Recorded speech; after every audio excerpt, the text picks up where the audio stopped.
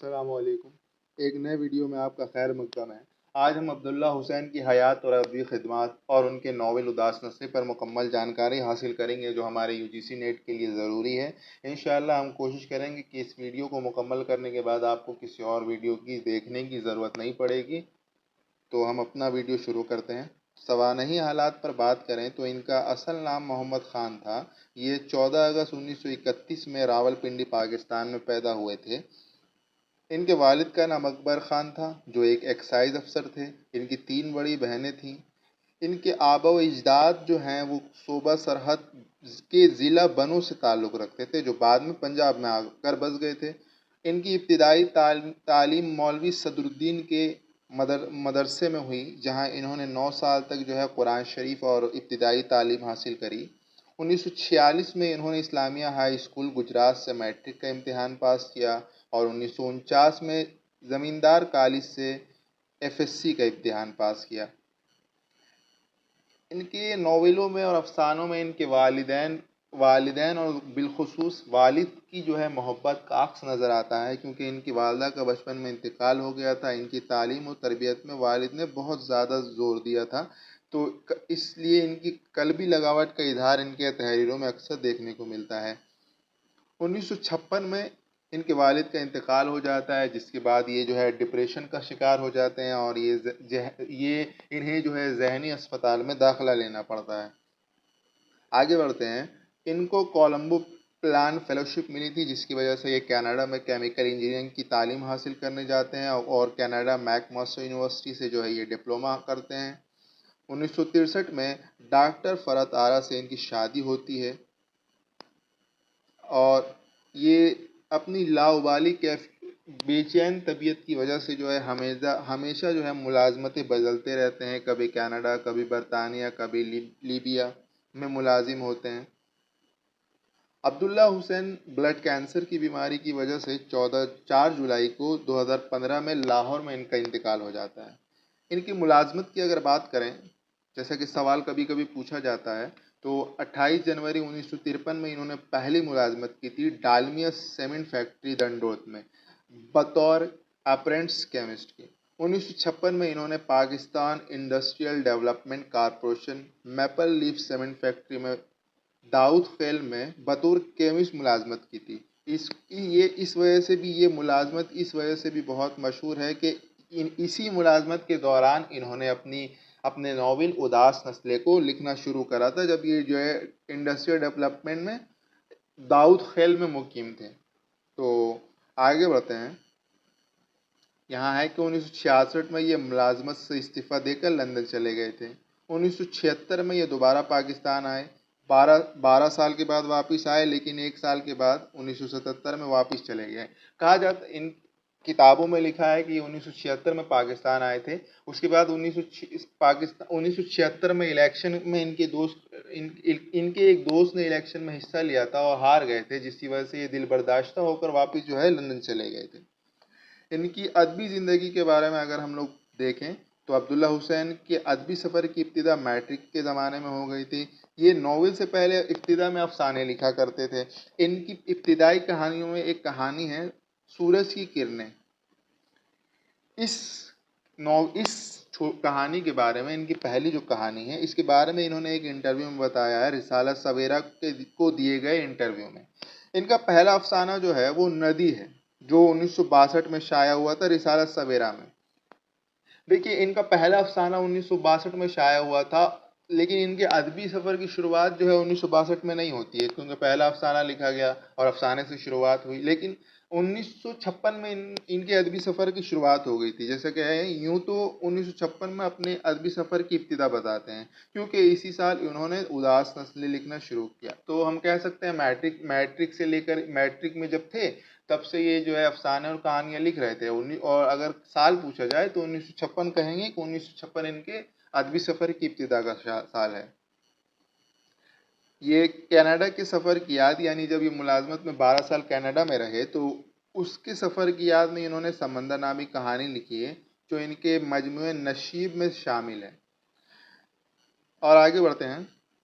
नदी की इशाअत के बाद सवेरा में 1963 में इनकी 3 और कहानियाँ शाये होती। समंदर, जिसके ऊपर बात की है कि कनाडा के हालात हैं, दूसरी है जिला वतन और तीसरी है फूल का वतन। आगे बढ़ते हैं। 1976 में सवेरा में इनके नावल उदास नस्ले का एक बाब शाया हुआ था और बाद में ये पूरा नावल 1963 में ही शाया हो गया था। अब इनका असल नाम तो खान था, लेकिन ये अब्दुल्ला हुसैन कैसे बने, तो इसके बारे में ये एक इंटरव्यू में बताते हैं कि उदास नस्ल लिखते वक्त अपने हम पेशा दोस्त ताहिर अब्दुल्ला हुसैन के नाम से इन्होंने अपना कलमी नाम मुस्तार लिया है। और इनके मुखलिस लोगों में मोहम्मद सलीमुर रहमान और हनीफ रामे का बड़ा हाथ है, क्योंकि अदीब बनने में इन्होंने बहुत मदद की थी। मतलब ये है कि इन्होंने इनको उकसाया था कि ये नावल और कहानियाँ लिखें। और जैसे कि हमने बताया था कि 1976 में ये इनका एक दोस्त इलेक्शन में खड़ा हुआ था जो हार गया था, वो हनीफ रामे ही थे जो इलेक्शन में हार गए थे।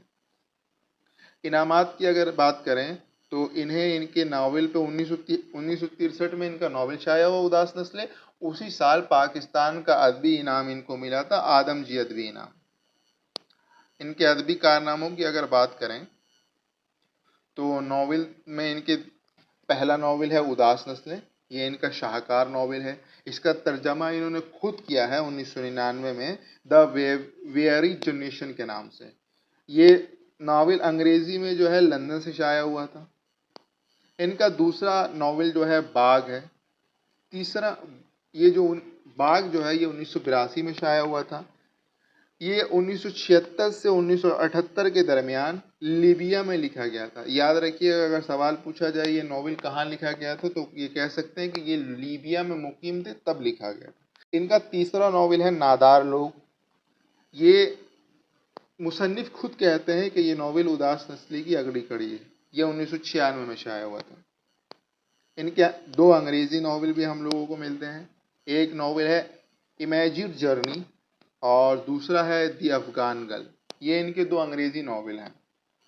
आगे बढ़ते हैं इनके नावलेट के बारे में। तो इनके 2 नावलेट हैं। एक है कैद, 1989 में शाया हुआ था, और दूसरा है रात, जो 1994 में शाया हुआ था। अब आगे बढ़ते हैं, अफसानवी मजमूए देख लेते हैं। इनके 4 अफसानवी मजमूए हैं, जिनमें से पहला अफसानवी मजमूआ है 1981 में शाया हुआ था, नशेब।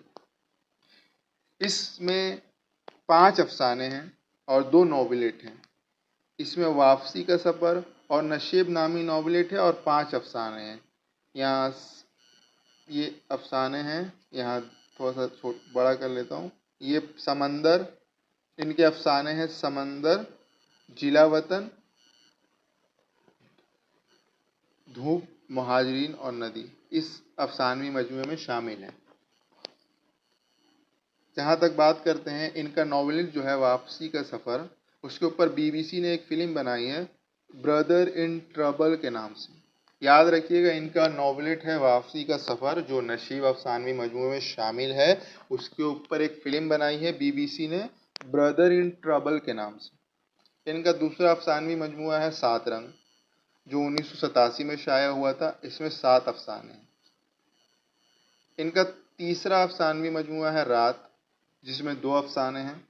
और चौथा अफसानवी मजमूआ है 2012 में शाया हुआ था, फरेब। इसमें 6 अफसाने हैं। इनके नावल के बारे में बात कर लेते हैं। उदास नस्लें इनका शाहकार नावल है और हमारे निसाब में दाखिल भी है। तो आगे बढ़ते हैं, इनके नावल के बारे में बात करते हैं। उदास नस्लें अब्दुल्ला हुसैन का पहला नावल है। 1956 में लिखना शुरू किया था और 5 साल में ये मुकम्मल हुआ था।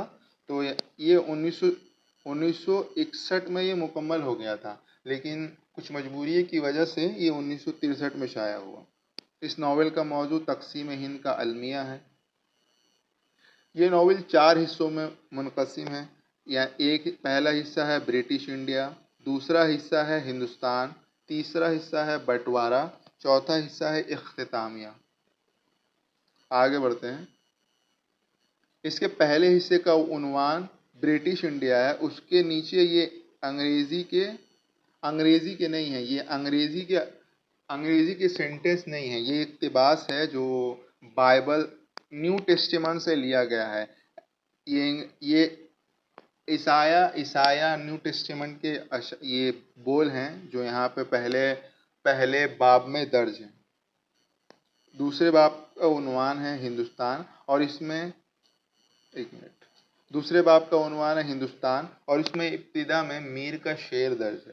افسردگی سوختہ جانا ہے قہر میر، دامن کو ٹک ہلا کے دلوں کی بجھی ہے آگ. آگے بڑھتے ہیں. تیسرے حصے کا عنوان ہے بٹوارہ. اس کے نیچے کلام پاک کی سورہ بقرہ آیت نمبر 11 یہاں پہ درج ہے. یہ سورہ بقرہ کی آیت نمبر 11 درج ہے. یہ وَإِذَا قِيلَ لَهُمْ لَا تُفْسِدُوا فِي الْأَرْضِ قَالُوا إِنَّمَا نَحْنُ مُصْلِحُونَ. یہ تیسرے حصے میں درج ہے. آگے بڑھتے ہیں. چوتھا حصہ آخری حصہ ہے. آخری حصہ یعنی چوتھا حصہ جس کا عنوان ہے اختتامیہ جس کا عنوان ہے. اس کے نیچے ٹی ایس ایلیٹ کے اشعار درج ہیں. یہ اشعار دیے ہوئے ہیں، ٹی ایس ایلیٹ کی نظم کے اشعار ہیں. اراؤنڈ تو یہ درج ہیں: around these I am by the fans and the Kharal infinity gentle. تو یہ دیکھ لیجئے گا آپ لوگ، یہ اشعار درج ہیں. سوال پوچھا، کبھی کبھی سوال پوچھ لیتا ہے کہ پہلے باب کا عنوان کیا ہے، اور اس کے نیچے اس کے عنوان کے نیچے کون سا اشعار ہے، یا شعر دے دے گا. جیسے یہاں میر کا شعر دیا ہوا ہے تو یہ شعر دے دے گا: افسردگی سوختہ جانا ہے قہر میر، دامن کو ٹک ہلا کے دلوں کی بجھی آگ. یہ شعر دے دے گا، اور نیچے سوال پوچھے گا کہ یہ شعر کس ناول میں شامل ہے، تو آپ کو بتانا ہوگا یہ شعر اداس نسلیں میں شامل ہے. یہاں آگے بڑھتے ہیں. یہ ناول روشن پور گاؤں کو مرکزی حیثیت دے کر لکھا گیا ہے. یہ گاؤں دہلی اور پنجاب کی سرحد پر واقع ہے. گاؤں کی مسلم کسان کے بقول یہ دہلی میں واقع ہے، اور پنجابی کسانوں کے بقول یہ پنجاب میں واقع ہے. تو اس بارے میں کانفلکٹ پایا جاتا ہے، جو ناول پڑھنے سے پتہ چلتا ہے. آگے بڑھتے ہیں. یہ ناول 1914 کی جنگ آزادی سے لے کر ہندوستان کی تقسیم تک کے حالات بیان کرتا ہے. اس وجہ سے اس میں اس دور کے مختلف سیاسی و سماجی تحریکات کا بیان آ جاتا ہے. یعنی اس ناول کو پڑھیے گا تو پتہ چلے گا کہ اس میں جلیان والا باغ کا بھی سانحہ بیان کیا گیا ہے. پرنس آف ویلز کی ہندوستان آمد، اس کے بارے میں بھی بیان کیا گیا ہے. اور چھوٹے چھوٹے اس میں جو ہے غدر 1857 کا غدر بھی بیان کیا گیا ہے. دیکھا جائے تو یہ اصل میں 1914 سے شروع نہیں ہوتی ہے. اگر دیکھا جائے تو یہ کہانی 1857 کی بغاوت سے شروع ہو کر 1947 کے تقسیم پر ختم ہوتی ہے. آگے بڑھتے ہیں. اس ناول میں 3 نسلوں کی کہانی بیان ہوئی ہے. ایک نسل روشن آگا کی، دوسری نسل نعیم اور عذرا کی، تیسری نسل وہ جس پر تقسیم کا براہ راست اثر ہوا، یعنی نعیم کے بھائی علی اور عذرا کی بہن نجمی والی نسل، جو سب سے آخری نسل ہے، جس کو پاکستان بننے اور ہندوستان کے تقسیم ہو جانے سے کوئی فرق نہیں پڑا تھا. آگے بڑھتے ہیں. یہاں کچھ اہم واقعات ہیں جن کا دیکھ لینا ضروری ہے. ویسے سوالات زیادہ اس ناول سے زیادہ جو سوالات پوچھے جاتے ہیں وہ یا تو یہ پوچھا جائے گا کہ یہ ناول کب شائع ہوا، کب سے کب تک لکھا گیا، یا پھر پوچھ لے گا کہ اس ناول کی 4-5 ناول دیکھ کر پوچھ لیں گے کہ اس ناول کی زمانی ترتیب کیا ہے. تو آپ اس کی اشاعت یاد رکھیے گا. اور کبھی کبھی ایک کردار دے دیتا ہے اور پوچھ لیتا ہے کہ یہ کردار کیا ہے، یا 3-4 کردار دے دیتا ہے اور پوچھ لیتا ہے کہ صحیح کرداروں کا زمرہ کون سا ہے. تو اور کبھی کبھی کوئی واقعہ پوچھ لیتا ہے کہ یہ واقعہ ہے، تو مطلب پوچھ لے گا کہ بہت سارے واقعات ہیں، میں آگے چل کے بتاؤں گا. جیسے مثال کے طور پر یہ اس ناول میں نعیم کو 2 بار جیل ہوتی ہے، تو پوچھ لے گا کہ نعیم کو کتنی بار جیل ہوئی ہے. نعیم پر فالج کا حملہ ہوا، فالج کا اٹیک ہوا تھا، تو پوچھ لے گا کہ کس پر جو ہے فالج کا اٹیک ہوا. تو یہ سب چیزیں ہیں. تو اس کے کچھ اہم واقعات ہیں جن کا آپ کو جاننا ضروری ہے، اور ایگزام میں پوچھے جاتے ہیں، یہ سوال آ جاتے ہیں. پہلا اہم واقعہ ہے 1857 کے غدر میں روشن آگا ضلع روہتک کے کلکٹر آفس میں اہلکار تھے. یعنی روشن آگا پہلے پشتینی نواب نہیں ہیں، یہ کلکٹر کے یہاں بس ایک معمولی سے رکن تھے، بس ایک ان کی قسمت بدلی اور یہ نواب ہو گئے. روشن آگا نے کرنل جانسن کی جان بچائی تھی جس پر ان کو جاگیر ملی تھی. ان کا اصل میں روشن علی خان نام تھا اور یہ کلرک تھے اور کلکٹر کے آفس میں کلرک تھے. اور غدر جب مچا تھا تو انہوں نے ایک کرنل جانسن کی جان بچائی جس کے خوش ہو کر انگریزی سرکار نے ان کو جاگیر عطا کی. تیسرا ہے مرزا روشن علی خان روشن آگا اور مرزا محمد بیگ یعنی نعیم کے دادا کا یارانہ تھا. یعنی یہ لوگ جو ہے پہلے جب یہ روشن آگا امیر نہیں ہوئے تو اس ٹائم سے ان لوگوں کی دوستی تھی. آگے بڑھتے ہیں. مرزا روشن علی خان نے 50 مربع اب ان کو جو زمین ملی تھی سرکار کی طرف سے انعام میں اس میں سے 50 مربع زمین انہوں نے مرزا محمد بیگ جو مغل خاندان کے چشم و چراغ تھے ان کو دے دی تھی. ایک دوستی کی نیت سے پرانی دوستی کی نیت سے انہوں نے دے دی تھی. مرزا محمد بیگ نے 45 برس کی عمر میں وفات پائی یعنی نعیم کے دادا نے. نیاز بیگ نعیم کے باپ کو 12 برس کی قید ہوئی تھی یعنی اسلحہ بنانے کی جرم میں ان کو 12 برس کی قید ہوئی تھی نیاز بیگ. آگے بڑھتے ہیں. نعیم اور عذرا کی پہلی ملاقات محی الدین عذرا کے باپ کے روشن آگا بننے کی خوشی میں ہوئی تھی. یعنی روشن عذرا کے باپ ہیں غلام محی الدین. جب روشن آگا کا انتقال ہو گیا تو وہ ٹائٹل جو ہے ان کے بیٹے غلام محی الدین یعنی عذرا کے باپ کو ملا تھا. تو اس کی ایک تقریب منائی گئی تھی جس میں پہلی بار عذرا اور نعیم کی ملاقات ہوتی ہے. آتے ہیں آگے. ایاز بیگ بھری محفل میں تلک بال گنگادھر تلک کا ذکر نام لینے پر نعیم سے سخت ناراض ہوئے تھے. آگے بڑھتے ہیں. روشن آگا کی محفل میں اینی بیسنٹ اور دوسرے لوگوں میں مجلس خدام ہند کے نام پر بحث ہو رہی تھی. پلٹن جب نعیم فوج میں بھرتی ہو جاتا ہے لانس نائک کے طور پہ تو وہاں پہ اس کو علی پور کا عبداللہ اس کا واحد دوست رہتا ہے. اور یہ جس پلٹن کے ساتھ جو ہے فرانس کے مارچ پہ لڑنے جاتا ہے اس پلٹن کا نمبر رہتا ہے 129 بلوچ ریجمنٹ فیروز پور بریگیڈ. آگے بڑھتے ہیں. فوج میں نعیم کو پہلے لانس نائک کا عہدہ ملا تھا اور بعد میں حوالدار. یعنی کہ سوال پوچھا جاتا ہے سوال پوچھتے ہیں ایگزام میں سوال آ چکا ہے کہ نعیم فوج میں کس عہدے پر فائز تھا تو لانس نائک کے عہدے پر فائز تھا. وہ لانس نائک ایک عہدہ ہوتا ہے فوج میں تو اس پہ جو ہے نعیم کی بھرتی ہوئی تھی. اور حوالدار بعد میں اس کو حوالدار بنا دیا جاتا ہے. جب فرانس کی جنگ میں اس کا حوالدار مارا جاتا ہے ٹھاکر داس تو اس کو جو ہے حوالدار بنا دیا جاتا ہے اور لانس نائک کا عہدہ ایک اور کیریکٹر سجن کو دے دیا جاتا ہے. تو یہ ہم لوگ آگے پڑھیں گے اور یہ اتنا پوچھا نہیں جاتا. یہ پوچھا جاتا ہے نعیم فوج میں بھرتی ہوا تھا تو کس عہدے پہ ہوا تھا لانس نائک کے عہدے پہ ہوا تھا. اور ویسے جب وہ ریٹائر ہوا تھا تو حوالدار کے عہدے پہ ریٹائر ہوا تھا. آگے بڑھتے ہیں. نعیم فرانس اور بیلجیم کے مارچ پر لڑا وہیں جنگ میں زخمی ہوا اور ہاتھ کاٹنا پڑا اور اسے فوجی خدمات کی صلاح میں ملٹری کراس دیا گیا. تو اس کو کچھ زمینیں انگریزی سرکار کی طرف سے ملی تھی اور ملٹری کراس ملا تھا.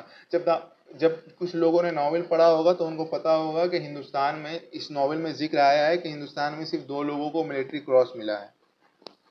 روشن پور کے اس کے یعنی نعیم کا واحد دوست جو روشن پور سے تھا وہ مہندر سنگھ تھا جو وہ بھی محاذ پر چلا گیا تھا لیکن وہ مر جاتا ہے. اس کے مرنے کی خبر خالق نامی فوجی سے اس کو ملتی ہے. نعیم کو کبھی کبھی سوال پوچھ لیا جاتا ہے نا کہ جو ہے نعیم کو جو ہے مہندر کے مرنے کی خبر کس نے دی تو خالق نامی فوجی نے. نعیم کو روشن پور گاؤں کے ماسٹر نے کانگریس کے لیے کام کرنے کے لیے ابھارا. یعنی جب نعیم اپنا ہاتھ کٹ جاتا ہے اور واپس گاؤں آ جاتا ہے تو اس کو کانگریس سے کنیکٹ کرتا ہے ایک گاؤں کا ماسٹر. تو اس کو بھی یاد رکھنا ہے. آگے بڑھتے ہیں. نعیم شیلا نامی لڑکی کی مدد سے دہشت پسندوں کے گروہ سے فرار ہوتا ہے. نعیم کو جب کانگریس کی طرف سے نعیم کو یہ کام ملتا ہے کہ وہ لوگوں میں جو ہے سیاسی بیداری پیدا کرے، تو وہ ایک گروہ میں جا کر سیاسی بیداری پیدا کرتا ہے، لیکن وہاں جا کر اس کو پتہ چلتا ہے کہ یہ تو دہشت پسندوں کا گروہ ہے، تو وہاں سے اس کو فرار کرواتی ہے ایک لڑکی جس کا نام شیلا رہتا ہے۔ آگے بڑھتے ہیں۔ نعیم عذرا اور دوسرے لوگوں کو جلیان والا باغ کے سانحے کے بارے میں کبڑا بوڑھا بتاتا ہے۔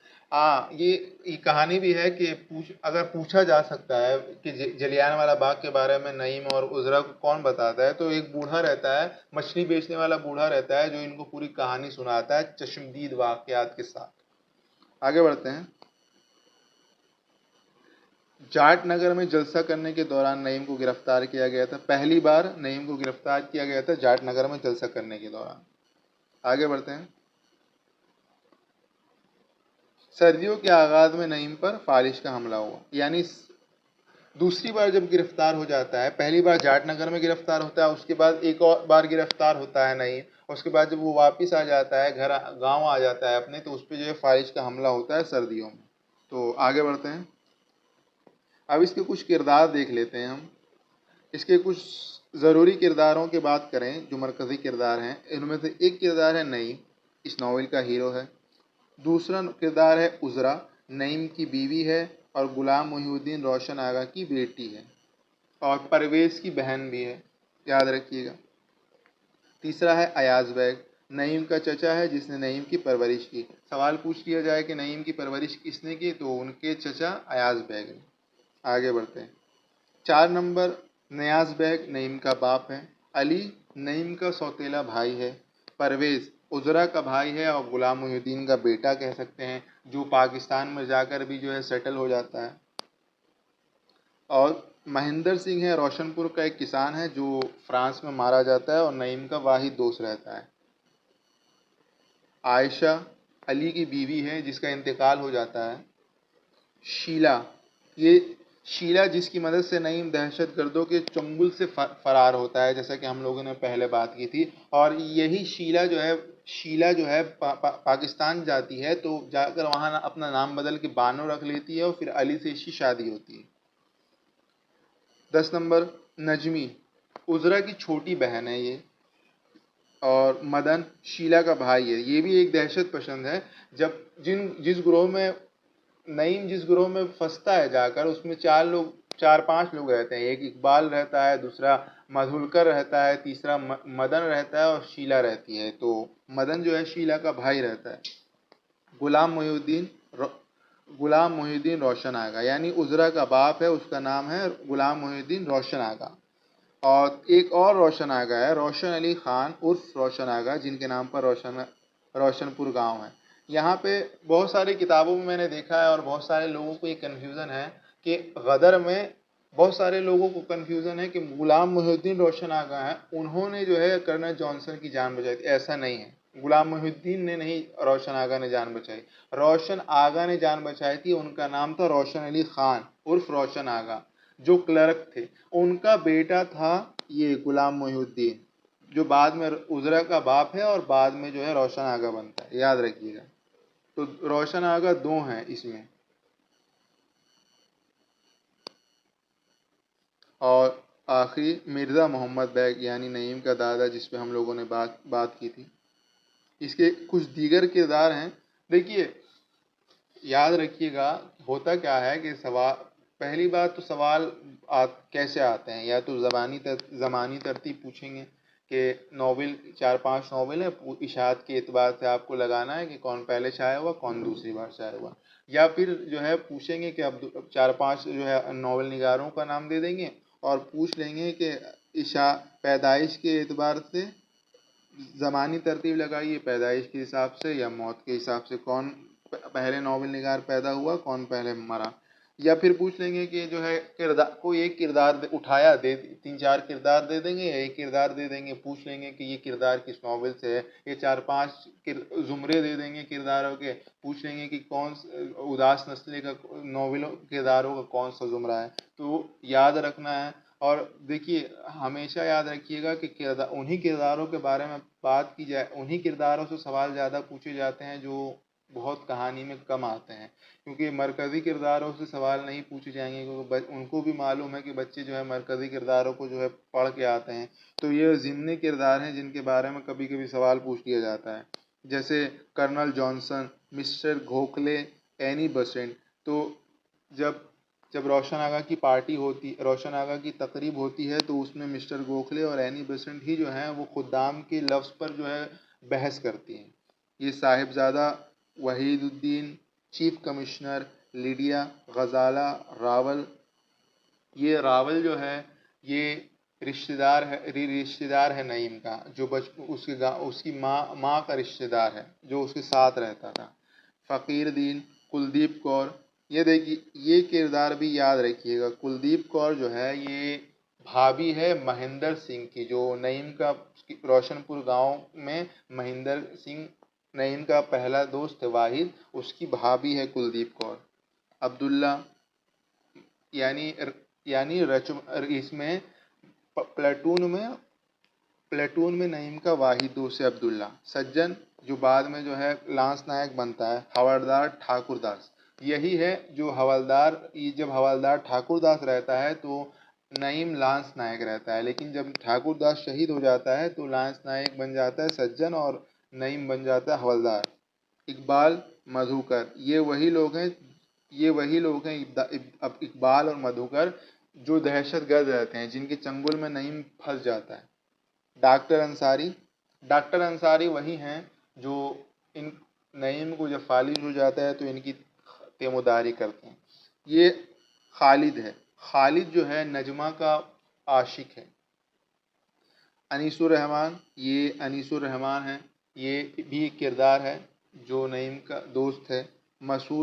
مسعود بھی ایک کردار ہے۔ احمد دین کسان، نور دین ہرنام سنگھ، احمد دین کو یاد رکھیے گا، احمد دین جو ہے وہ سرپرست ہے اور گاؤں کے مسلمان کسانوں کا سرپرست ہے، جن کا نظریہ ہے کہ گاؤں دہلی کی سرحد پہ واقع ہے، اور یہ ہرنام سنگھ یہ گاؤں کے پنجاب کسانوں کا سردار ہے، جن کا نظریہ ہے کہ گاؤں پنجاب کی سرحد پہ واقع ہے۔